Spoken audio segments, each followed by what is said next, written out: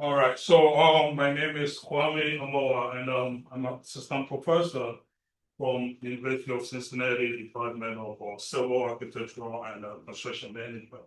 This work departs a little bit from main academic stream because I'm working with two local companies in Cincinnati that want us to develop a real a process that they can track the progress of construction. So we're working on how we can leverage artificial intelligence to kind of streamline construction process. One, to make sure we reduce costs and be able to deal with the timelines properly. So that is the work, and it's somehow very beginning stage of the process we are building. So I'm leading that. They're funding the project with my two students. So I'll talk briefly about how the process started and where we are, what we seek to achieve, right? So I'll start with the introduction, having discussion with this group and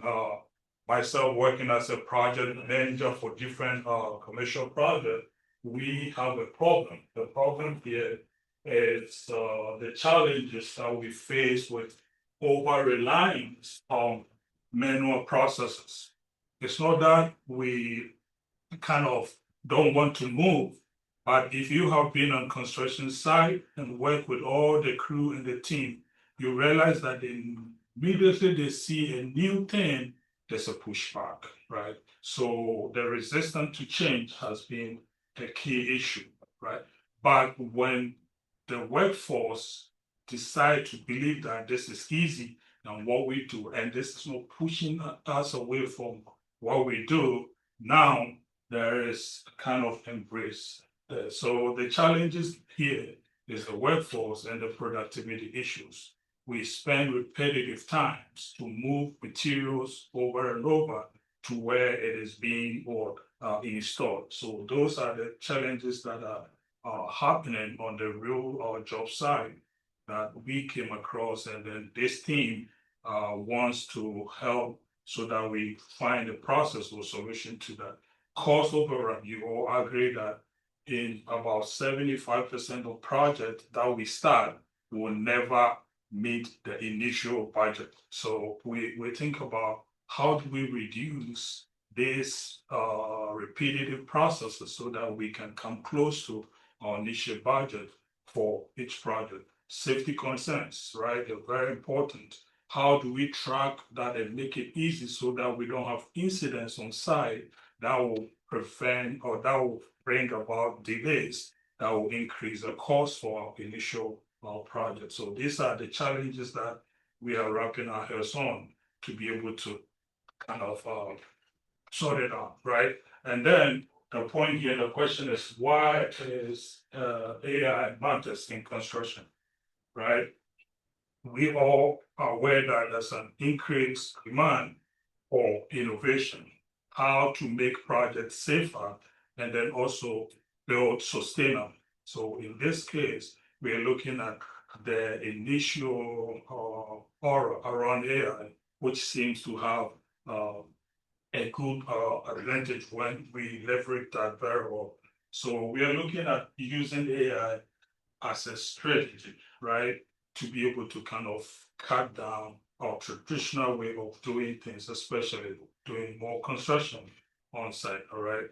We think about how do we optimize the process so that each team, every team or stakeholder around the group is aware, up to speed where we are, so that we kind of cut down these manual movement in the sequence or phases of the actual construction.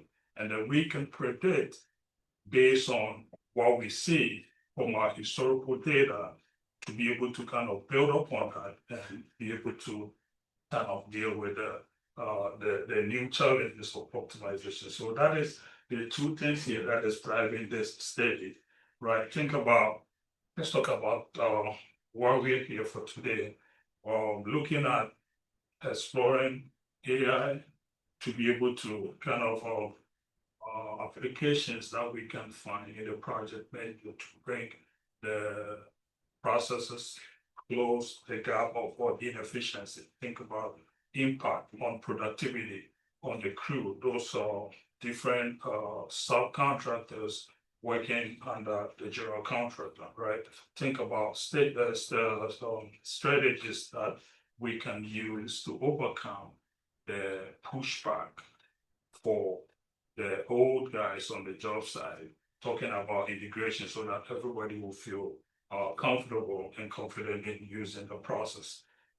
So the little search here that we did or we're doing is about kind of go through all the literature and find exactly the papers that are in the system and the work those who have done it previously related to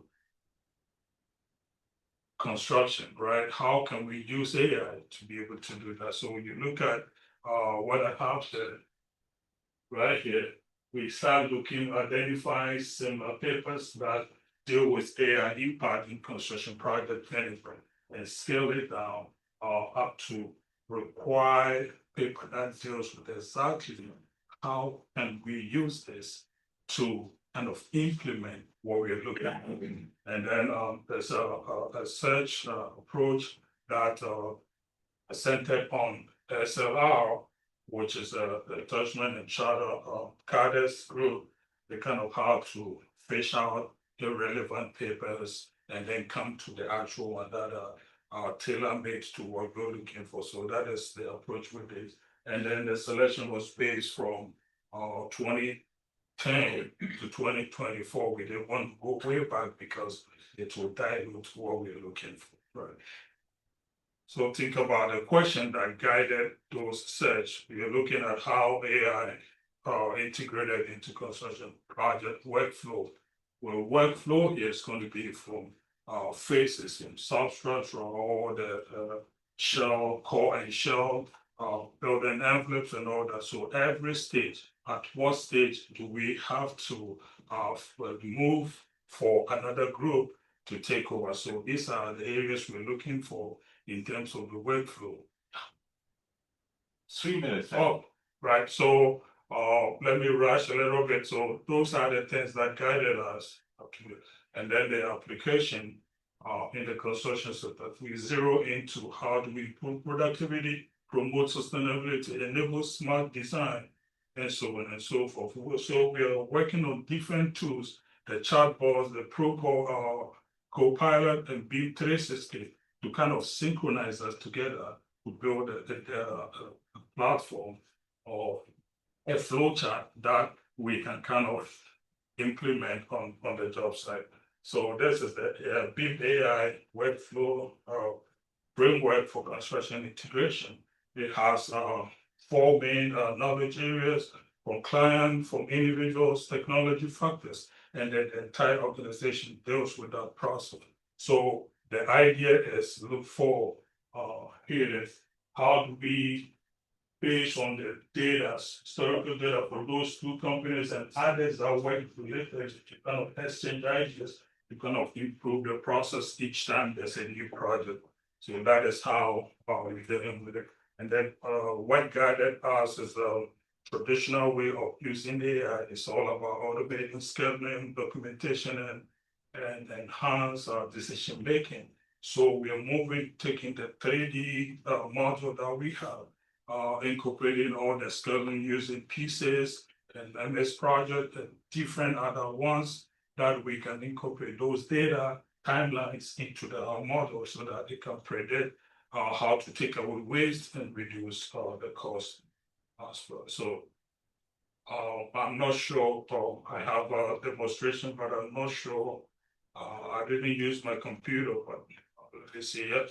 I can have that here. So with that, the other 2 systems that we're using, for proprietary reason, I can't do that, but let me kind of go back to the other.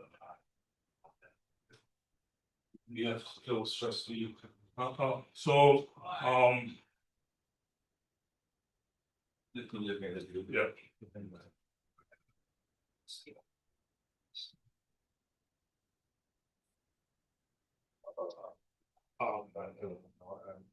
Oh, yeah. Okay. Yeah. Yeah, so maybe after the presentation, if you want to see some of the demonstration, I can do that with that. You can give a prompt together with the chat GPT and prompt engineer, you can give specific prompt. You can create a schedule for you.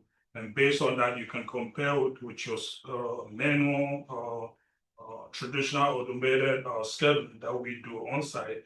And then that will check and validate where the waste is, and then you can rerun that over and over, and that will give you the optimization you're looking for.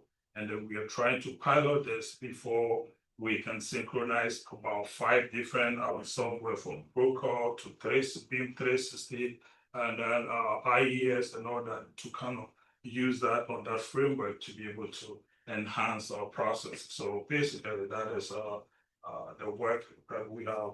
Then the results, initial results, is demonstrating the great tax reduction in terms of how repeat things on site. And then again, we are optimizing the resource in terms of material, labor, scalability, and all that. So that is the main results that we're looking for. A couple of challenges here. I'll talk about the resistance to technology adoption. And then the main thing we're seeing here is the limited availability and access to quality data. So 2 big constructions companies that are funding this data are very small, so we expanded it to other areas, including design and manual assistance areas, so that we can have a more broad-based data to be able to prove our concept for before we bring it to the mainstream, right? So a few things here. Labor is important. The upskill, training, the resources, the labor that work on these different areas of construction are very important to be able for us to be able to prove this BIM based framework that can be really implemented on actual job site, right? Demand for the labor is important, and also we're talking about adoption of the processes. All right. I'll rush through that. So if you have a question later or want to see the demonstration, I can do that on my